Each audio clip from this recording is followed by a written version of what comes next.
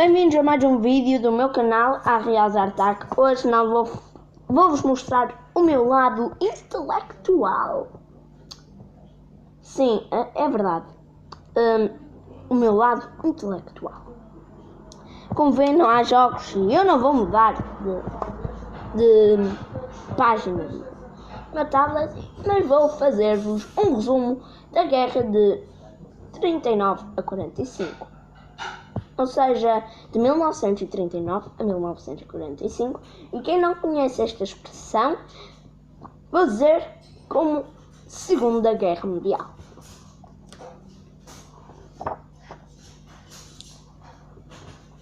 O primeiro capítulo é...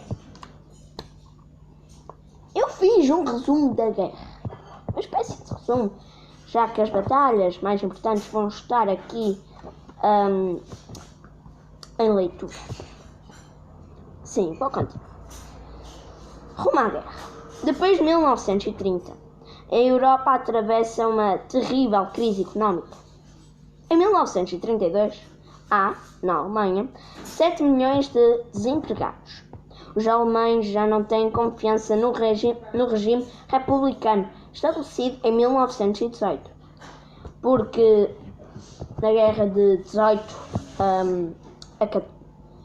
14 a 18, 1914 a 1918, houve a Primeira Guerra Mundial e o Império Alemão transformou-se na República Alemã e a crise económica agravou-se porque a Alemanha não tinha dinheiro para pagar as reparações da guerra aos aliados, portanto imprimiu dinheiro, fazendo a inflação, ou seja, os preços subiam e muito. Na Alemanha houve uma inflação tão grande que, por exemplo, o preço de uma baguete era de mais de 10 milhões de marcos alemães.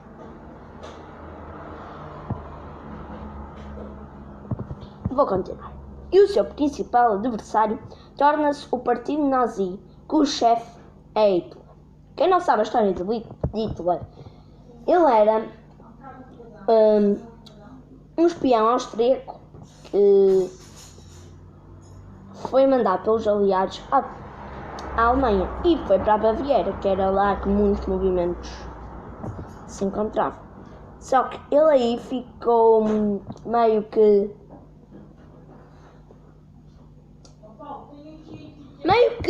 aliado deles, porque gostou das ideias deles e foi para o Partido Nazi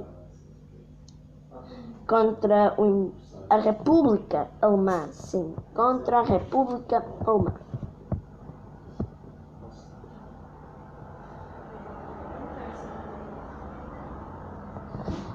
Os seus discursos e a sua propaganda eletrizam as multidões.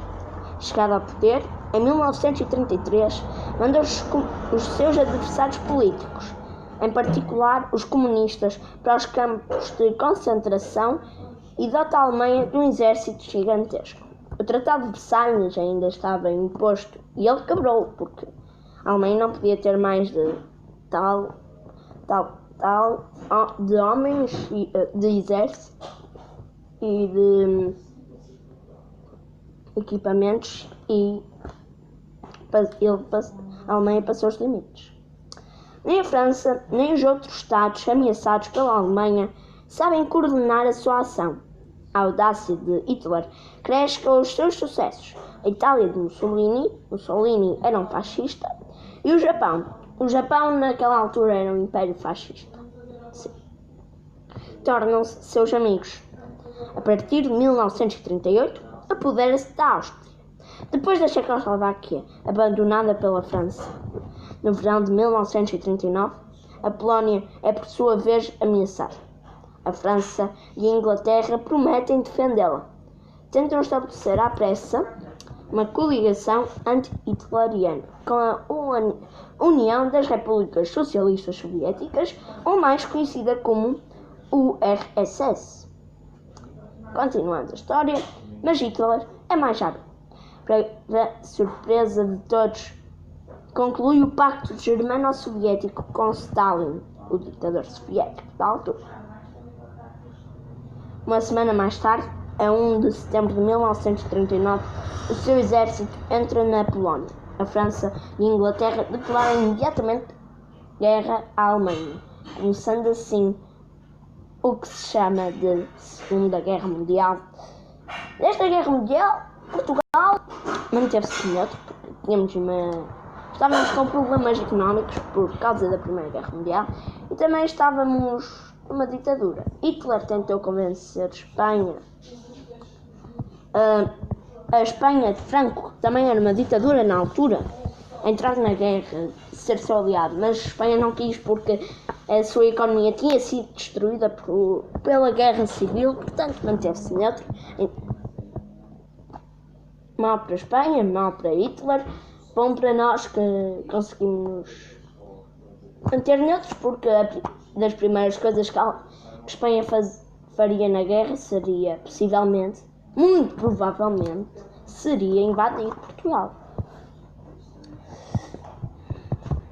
Continuando a história, vamos para o capítulo como a Europa nazi. Os chefes do exército alemão adotaram novos métodos de combate, a que chamam Blitzkrieg. Desculpem a minha mãe estar a falar.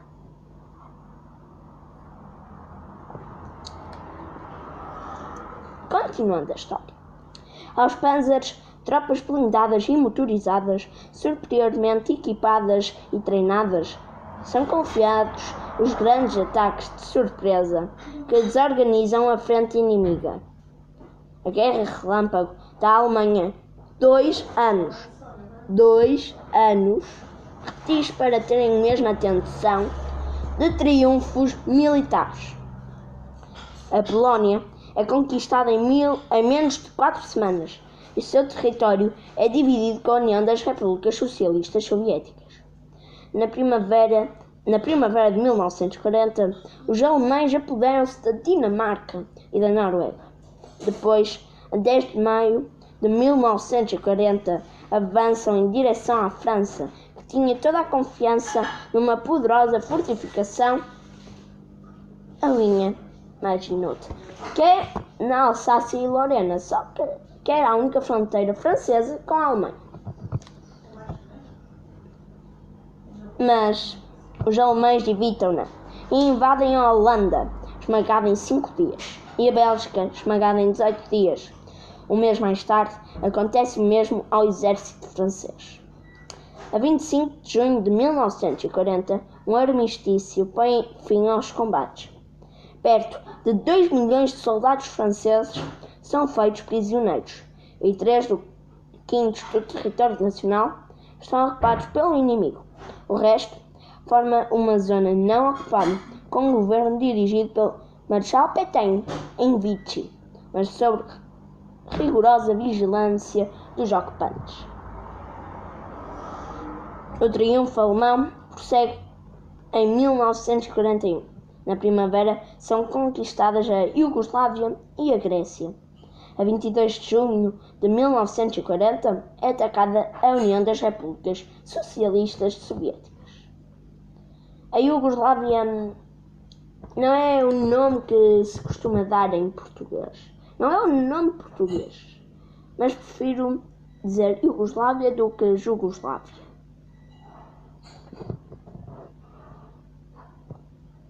É só para esclarecer. Jugoslávia é o nome oficial em português, mas eu prefiro Jugoslávia. A Inglaterra resiste. É um novo capítulo. É só o título do capítulo. Em meados de 1940, não há nada que pareça poder resistir ao poderio militar de Hitler. Nada a não ser a Inglaterra. Ocupada a França, Churchill, primeiro-ministro inglês, declara imediatamente que a Inglaterra prosseguiria na luta.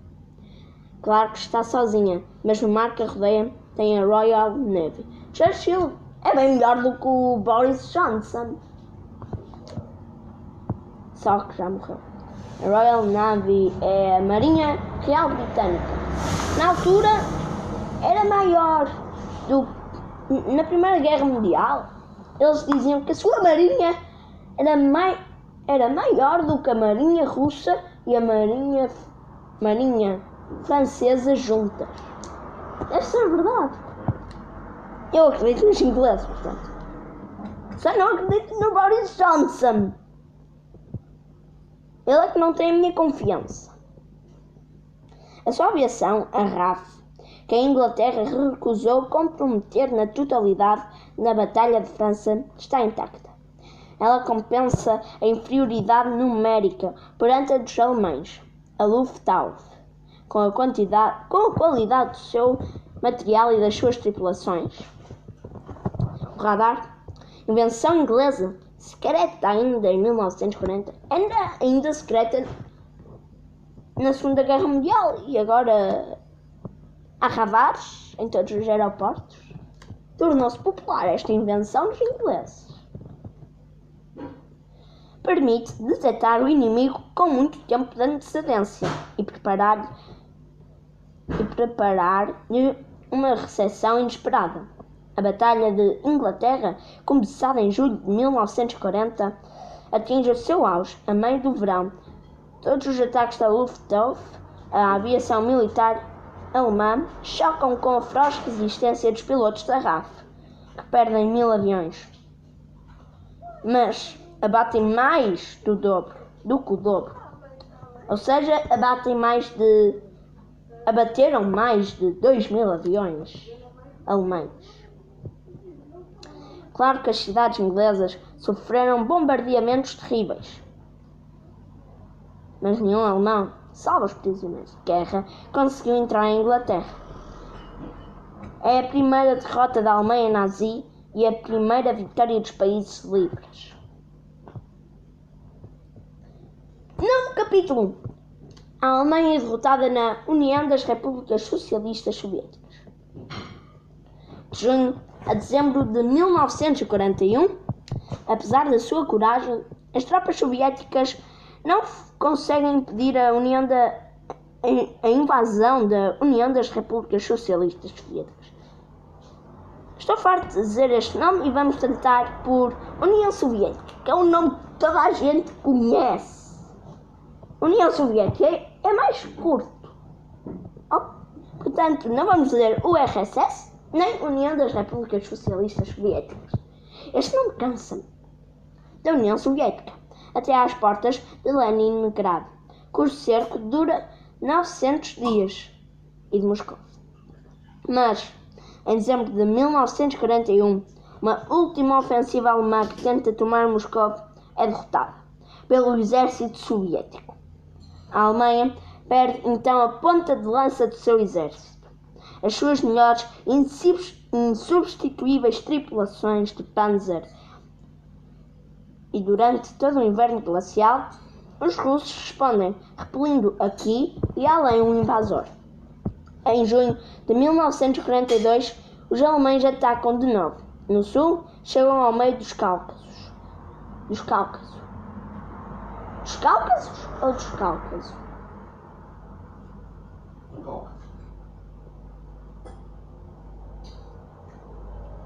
Atingem o Volga e chegam à vista do Mar Cáspio. Mas, de setembro de 1942 a fevereiro de 1943, o exército nazi sofre, por sua vez, uma segunda derrota esmagadora em Stalingrado, prolongada por uma contraofensiva soviética. A terceira derrota alemã dá-se em meados de 1943.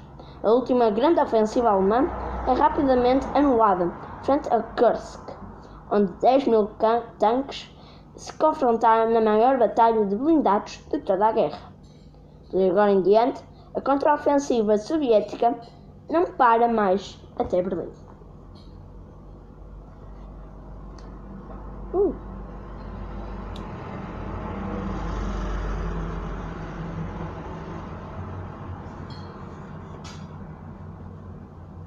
A guerra torna-se mundial. Ainda não vos avisei disto porque não sei porquê. E esqueci-me de dizer que a Itália e o Japão estavam como aliados da Alemanha a lutar com eles contra os aliados. Isto é importante porque vamos agora falar do Japão.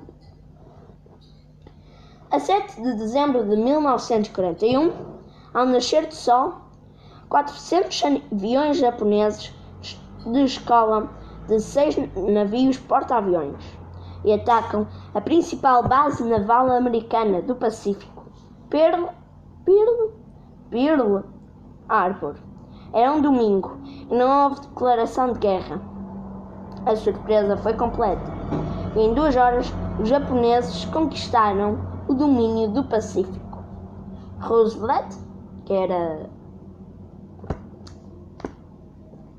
presidente, foi reeleito em 1932, é reeleito em 36, 40, 44 e morre no ano seguinte, alguns dias antes da vitória dos aliados sobre a Alemanha. O papel desempenhado durante a Segunda Guerra Mundial foi fundamental. Roosevelt declarou imediatamente guerra ao Japão, mas não declarou algo. Mas depois o Axis, que era a aliança da Alemanha, da Itália e do Japão, declarou guerra aos americanos. E aí é que tornou-se mesmo mundial. A princípio, a ofensiva japonesa parece irresistível. Os americanos perdem as Filipinas, os holandeses a Indonésia, os ingleses a Malásia e Singapura. A Índia está ameaçada e a Austrália também. Eram tudo colónias.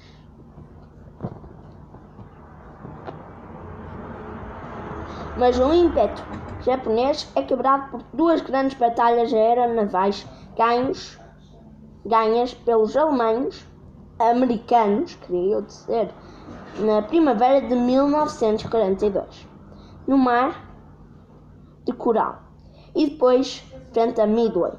São as 2 primeiras batalhas para lá da linha do horizonte. Os japoneses perdem os seus melhores porta-aviões.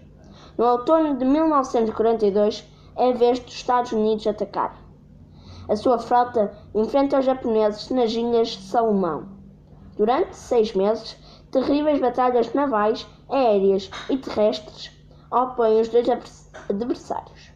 Os japoneses perdem terreno.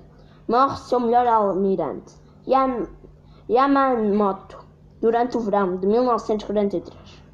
É o início do refluxo japonês. Antes da Segunda Guerra Mundial, o Japão estava em guerra contra a China. Sim. Estava na Segunda Guerra Sino-Japonesa. Sino é chinês. Japonês é Japão. É do Japão. Percebe-se? Isto tudo pela guerra. É um novo capítulo. Instala-se uma economia de guerra. Os civis são obrigados a consumir menos e são submetidos a restrições. Tudo ou quase tudo é comprado com as senhas de racionamento ou cartões de abastecimento depois de terem passado horas numa longa fila. E não se esqueçam que eu estou a gravar. Os ingleses fabricam em grande número bombardeiros e Spitfires. O melhor avião inglês, Spitfire.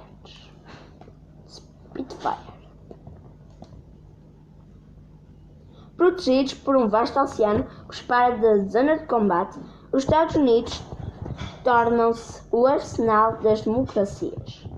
Entre aspas, claro.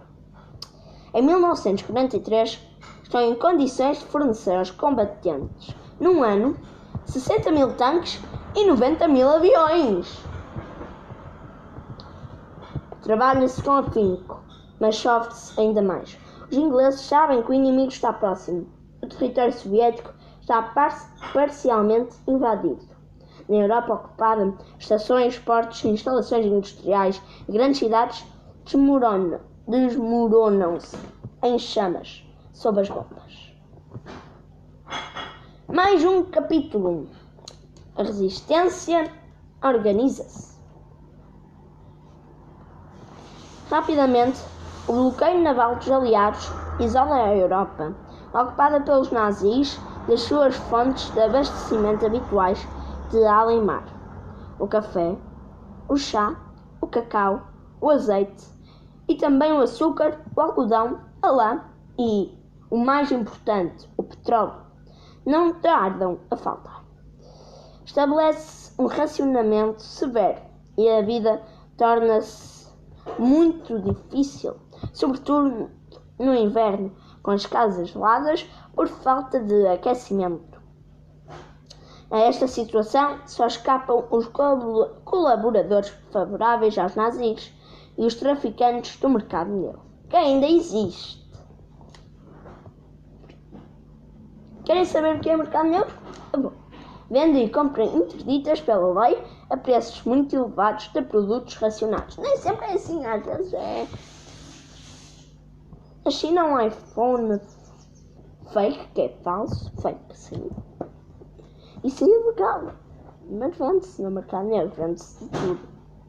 Até sangue. Verdadeiro, claro. Organizam-se pacientemente redes de resistência contra os nazis. Perdão, vou continuar.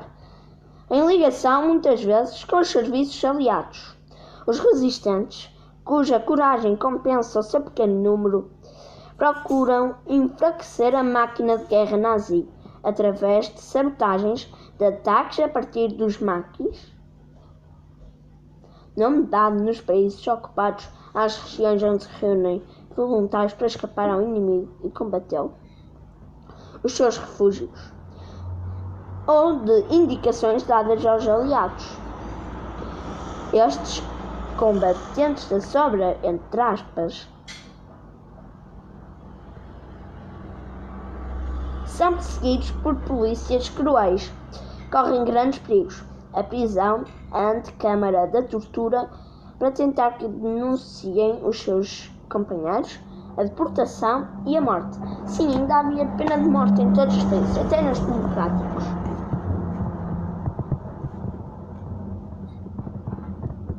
Os nazis criam campos de concentração para onde mandam os seus inimigos internos, opositores de todos os quadrantes, sobretudo comunistas, e milhões de judeus capturados nos países ocupados. Eles acham que a culpa de estarem a perder a guerra é dos judeus, mas não. Foi apenas um violento genocídio por nada. Por nada. Coitados dos judeus. Coitados. Vitórias no Mediterrâneo. Entusiasmada com a sua vitória em 1940, não tarda que a Alemanha vai apoiar a Itália no Mediterrâneo. Os ingleses controlam totalmente este mar, através das suas bases de Gibraltar, Malta e Egito. Gibraltar ainda é inglês, mas acho que a Alemanha ajudava, porque dava acesso também a Ceuta. Sim, para controlar melhor o mar Mediterrâneo. Não sei como é que estava a falar com Espanha, é verdade. Sim. Espanha era civil, era neutro. Sim, mas não quer dizer que não apoiasse um. Antes dos americanos entrarem na guerra eram neutros, mas claramente se via que apoiavam os aliados. A Espanha não. A Espanha estava quietinha e calada. Sim, mas se calhar deu uma ajuda porque tinha... Não, porque podem ter ocupado, os ingleses podem ter ocupado Ceuta por momentos na guerra. Não sei. Mas a frota e a aviação de Mussolini são poderosas. Durante mais de um ano, os ingleses combatem-nas sozinhos e com grande coragem. Afundam uma parte da frota italiana em Tarento. Vou ler isto ao italiano. Tarento, em novembro de 1940. Mas a partir do ano seguinte, o exército italiano da Líbia é reforçado pelas tropas blindadas de elite de Rommel. Durante 2 anos, Este deserto é palco de grandes batalhas, onde se celebrizam em Bir Hakeim as tropas da FFL, Forças Francesas Livres, nome dado às tropas que combateram sob as ordens do General de Gaulle entre a Derrota Francesa de 1940 e a Libertação de 1944, um ano antes da guerra terminar. A última, em Rei Halamein, no Egito, parece que rima, mas é todo um nome. Rei Halamein, no Egito, a 23 de outubro de 1940, foi uma grande vitória dos ingleses. Nessa altura, os aliados comandados pelo americano Eisenhower,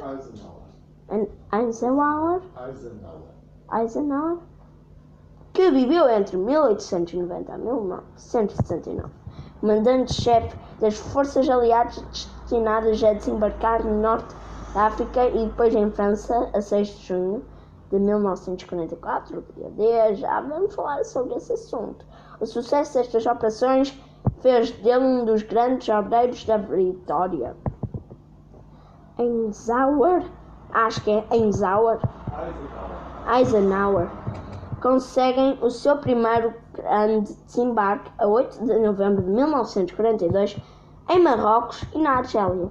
Juntam-se a eles as tropas francesas para combater os italo-alemães, que eram italianos e alemães, não sei porque é que está italo-alemães, porque não são um único povo.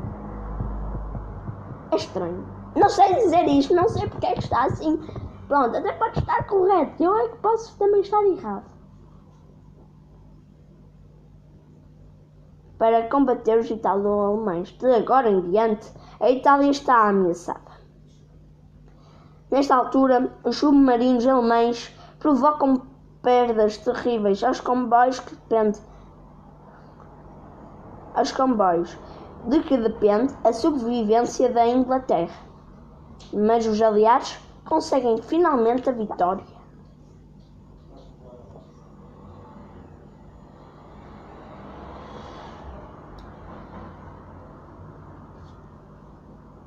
E um capítulo muito esperado, que se chama O Dia D. Ok. A partir das suas primeiras vitórias, os alemães tiveram tempo de construir baterias de artilharia betonadas, blockhouse e ninhos de metralhadoras sobre as costas a que chamam o Muro do Atlântico, da fortaleza da Europa. E desde o Muro do Atlântico até o Muro do Atlântico da fortaleza da Europa está entre aspas. Eu vou continuar a gravação como se isso não tivesse acontecido. Os aliados conhecem detalhadamente estas fortificações. Sabem, graças a fotografias aéreas e às informações fornecidas pelos resistentes, que só serão transposíveis através de Paz de La Calais, a 30 km apenas da costa inglesa. Os aliados fingem querer atacar pelo caminho mais curto, para que os nazis reúnam aí as suas tropas e atacam mais longe, na Normandia. Em português, Normandia. O desembarque, perfeitamente organizado e preparado pelo comandante-chefe das forças aliadas, Eisenhower. Não sei como é que se tem. Eisenhower. Foi uma estrondosa vitória aliada. Os alemães resistem, contra-atacam furiosamente, mas em vão. 6 semanas mais tarde, a sua resistência foi vencida. A libertação está em marcha para Paris, libertada pela divisão Leclerc, vinda em apoio das FFI, Forças Francesas do Interior, FFL, FFI, para a França, graças também a um outro desembarque franco-americano efetuado na Provença a 15 de agosto de 1944 e finalmente para toda a Europa Ocidental. Interessante, a 15 de agosto.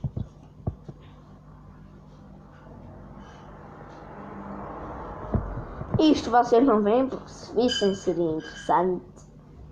Portanto, vou passar à frente. Capítulo: Os kamikazes. Os kamikazes são japoneses, obviamente. No início de 1944, a frota americana é enriquecida mensalmente com 2 ou 3 porta-aviões novos. Em setembro de 1945, tem à volta de 30. A esquadra americana pode, a partir de agora, utilizar mais de 1000 aviões embarcados ao mesmo tempo. Os japoneses, pelo contrário, compensaram dificilmente as suas perdas e, sobretudo, as suas equipagens que estão muito aquém das antigas. A contraofensiva americana começa no início de 1944, conduzida pelo almirante Nimitz e pelo general MacArthur. Objetivo: as Filipinas, para isolar o Japão das suas conquistas e das riquezas pilhadas nos arquipélagos do Pacífico Sul. Ao mesmo tempo, os submarinos americanos paralisam a máquina de guerra japonesa, afundando os seus navios mercantes. Os japoneses perdem as 2 gigantescas batalhas aeronavais das Marianas e das Filipinas. Em junho e outubro de 1944, o Japão desmorona-se sobre as bombas nucleares. Os seus dirigentes já só têm uma esperança: impedir os americanos de desembarcarem no Japão, graças aos ataques de 8.000 kamikazes.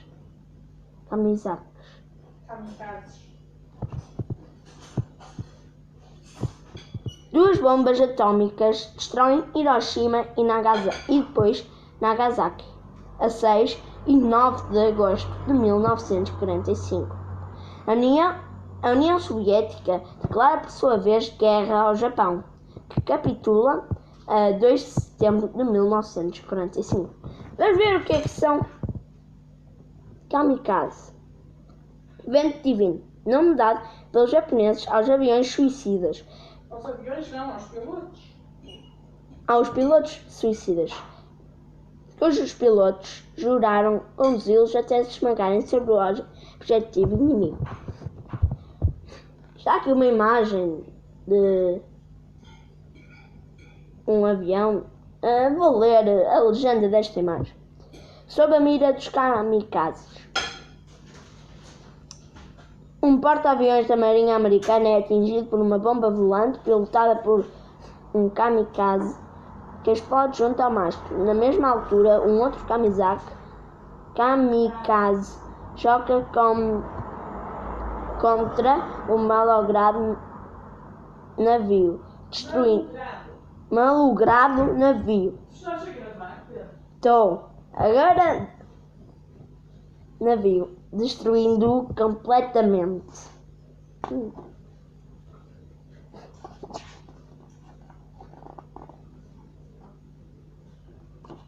Espero que não esteja a gravar a imagem que eu estou a passar aí. Não, é o ecrã do meu tablet. A Alemanha capitula. Mesmo depois do desembarque, o peso principal da guerra na Europa concentra-se na União Soviética. Stalin reclama obstinadamente aos seus aliados ocidentais uma segunda frente. Uma segunda frente sem grande sucesso até junho de 1944. Desde 1943, tanto no verão como no inverno, o exército soviético continua em frente. Animados pelo desejo de vingar os horrores acumulados pelos invasores, ajudados por um material excelente e abundante, os soldados soviéticos obrigam os alemães a recuos sucessivos. Depois do território da URSS, União Soviética, libertado no inverno de 1943 a 1944. Chega a vez das regiões mais a oeste, Polónia, Estados Bálticos, Balcânicos e Danubianos. A resistência alemã, a que concentra o grosso das suas forças a leste, continua encarniçada. Soldados jovens e velhos defendem até ao fim as barricadas edificadas nas cidades em ruínas. A 15 de abril de 1945 começa a Batalha de Berlim. 46 mil canhões e 10 mil aviões abrem caminho às tropas dos marechais soviéticos Zhukov e Konev. Hitler e os seus mais próximos colaboradores suicidam-se no momento em que a batalha acaba com o último desastre alemão, porque sabiam que iam perder a guerra e, como havia pena de morte, se fossem julgados podiam ser mortos, mas o resultado é o mesmo, mataram-se.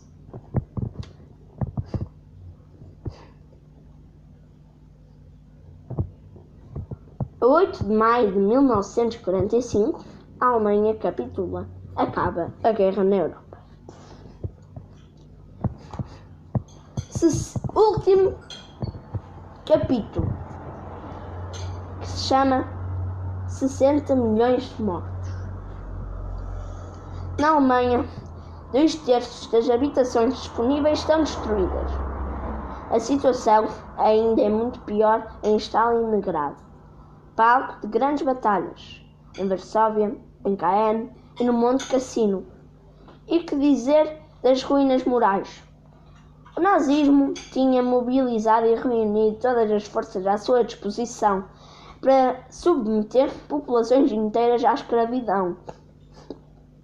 Entre elas, os nazis tinham programado aniquilar as que consideravam racialmente inferiores, os judeus e os ciganos, ou socialmente prejudiciais, os comunistas. Perante tais horrores,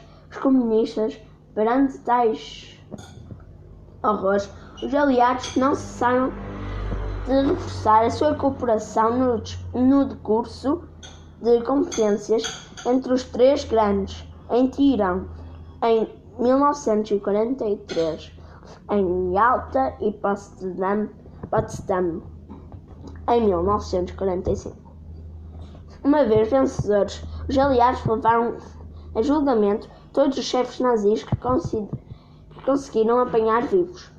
O processo teve lugar em 1946, em Nuremberg, perante um tribunal interligado. Era necessário provar que a justiça e o direito acabam sempre por se sobrepor à violência e à iniquidade. Injustiça, culpa, isso. O mapa da Europa atual, nascido da derrota nazi, ilustrou bem. A Alemanha saiu mutilada e a sua principal vítima, a União Soviética, engrandecida. E acabou. Comer, Pedro? Não, ainda não tenho fome. Eu só comi uma. Portanto, bem, a minha explicação da Segunda Guerra Mundial Mas é que acabou. você vai comer sozinho. Já acabou e bem, agora é bem. Até ao próximo vídeo.